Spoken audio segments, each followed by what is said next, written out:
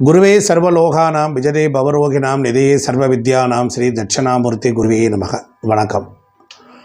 நீங்கள் இன்றைக்கி நான் சொல்லக்கூடிய பதில் ரொம்ப ஷார்ப்பாக இருக்கும், யூகிக்க முடியாத விஷயம். பல இடங்களில் நான் சொல்கிறதான். கண்டிப்பாக நீங்கள் ஹோட்டலில் போய் சாப்பிட்டீங்க அப்படின்னா இலை வாங்கி சாப்பிடுங்க.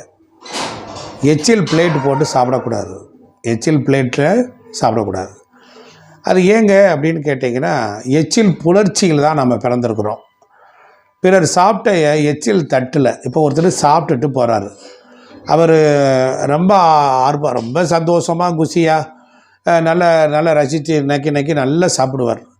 அப்போ அவருடைய உணர்வுகள் எல்லாமே உமிழ் நீரில் அதிகமாக சுரக்கும் போது அவர் சாப்பிடும் பொழுது நறுக்கு புறுக்குன்னு சாப்பிடுவார்.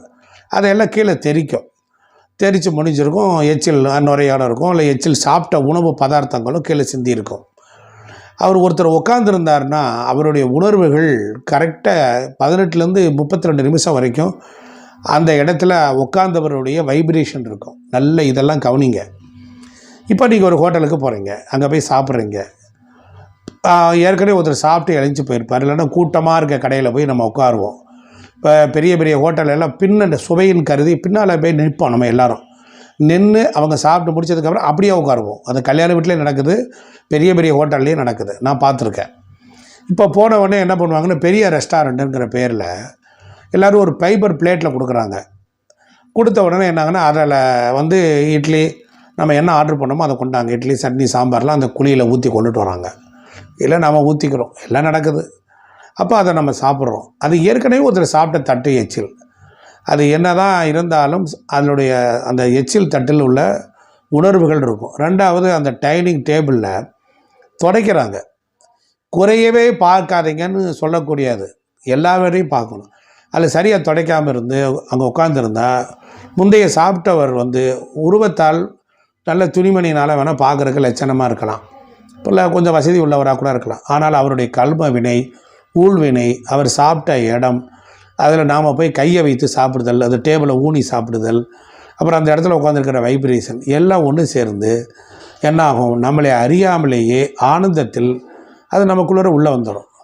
நிறைய பேருக்கு இந்த தீய பொறாமை பார்வைகள், குடும்பத்தில் தேவையில்லாத பிரச்சனைகள், எவ்வளவோ நல்ல புண்ணிய காரியங்கள்லாம் செய்தால் கூட அந்த கர்ம வினை தீராமல் போகிறதுக்கு காரணம் என்னென்னா, தொடர்ந்து இன்க்ரீஸ் ஆகிட்டே இருக்குது. காரணம் கண்ணுக்கு தெரியாத ஊமைத்தனமான இந்த பதிவுகள். நீங்கள் பெரும்பாலும் எங்கேயாவது போனீங்க அப்படின்னா, நீங்கள் இந்த வாழை இலையில் நீங்கள் பயன்படுத்துகிற கடையை தேர்ந்தெடுத்து போங்க. டேஸ்ட்டு எங்கே இருக்குங்கிறத விட வாழை இலையை பயன்படுத்துங்க. அப்புறம் உட்காந்துருக்காங்களா அவங்கள நல்ல டேபிளை 92 தடவை துடைக்க சொல்லுங்கள். நீங்கள் என்ன பண்ணலாம் அப்படின்னு கேட்டிங்கன்னா, உட்கார போகும்போது ஒரு கர்ச்சீப்பு உட்கார இடத்துல போட்டுட்டு உட்காருங்க. அது ஒரு சமாச்சாரம். ரெண்டாவது குறைந்தபட்சம் டேபிளை நல்லா துடைக்க சொல்லுங்கள். அது வாழை இலை போட சொல்லுங்கள். வாழை இலை போட்டு பர்டிகுலராக வாழை இலை இருக்கான்னு கேளுங்க. சின்ன இலையாக இருந்தாலும் பரவாயில்ல, க்யூட்டாக சாப்பிட்டுக்கலாம். சாப்பிட்டு முடிச்சுட்டு நீங்கள் பெரும்பாலும் இது பண்ணுங்கள். அப்படி பண்ண போகும்போது ஓரளவுக்கு பிறருடைய கர்மவினை, பிறருடைய ஊழ்வினைகள், இவைகளினுடைய பாதிப்புகள் மைக்ரான்ஸ் அளவில் நமக்குள்ளே பாதிக்கும். அது பாதிக்காமல் இருக்கிறதுக்கு வாய்ப்புகள் உண்டு. இந்த மாதிரி உண்ணும் உணவு, உடுத்தும் உடை, தங்க இருப்பிடம், இந்த இடத்தில் நாம் மட்டும் சரியாக இருந்து பிரயோஜனம் இல்லை. மற்ற இடங்களில் உணவு எடுக்கக்கூடிய இடம், அதே போல் பெரிய லாட்ஜுகளுக்கு போகிறீங்க. மேக்சிமம் நீங்கள் பண்ண போகும்போது அந்த வேறு வழி இல்லை, உங்களுக்கு ஒரு அருவருப்பாக இருக்குதா, அந்த இடத்த விட்டு வெளியே வந்துடுங்க. இல்லையா, நல்ல ஒரு பெட்ஷீட் நமக்காலம் கொண்டுட்டு போங்க. உங்கள் விரிப்புகளை விரித்து படுத்துக்குங்க. வந்ததுக்கப்புறம் அதை துவைச்சிருங்க. இந்த மாதிரி வாழ்க்கையில் வெற்றி பெறணும், பணக்காரனாக ஆகணும், கோடீஸ்வரனாக ஆகணும், ஆரோக்கியம் உள்ளவனாக இருக்கணும் அப்படின்னு நினைக்கிறவங்க இதை மெனக்கெடுத்து கடைப்பிடிச்சா வெற்றி பெறலாம். ஆக நாம் இன்றைக்கி நம்மை சுற்றிலுமே பல அசுபங்கள் மறைஞ்சிருக்கு.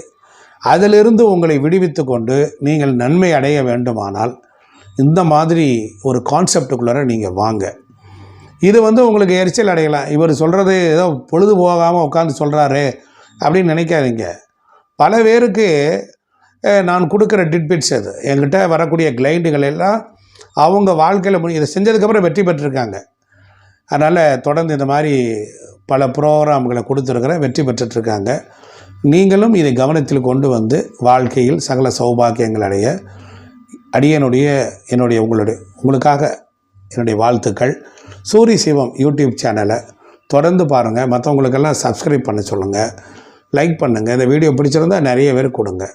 மீண்டும் அடுத்த ஒரு எபிசோடில் சந்திப்போம். நன்றி, வணக்கம்.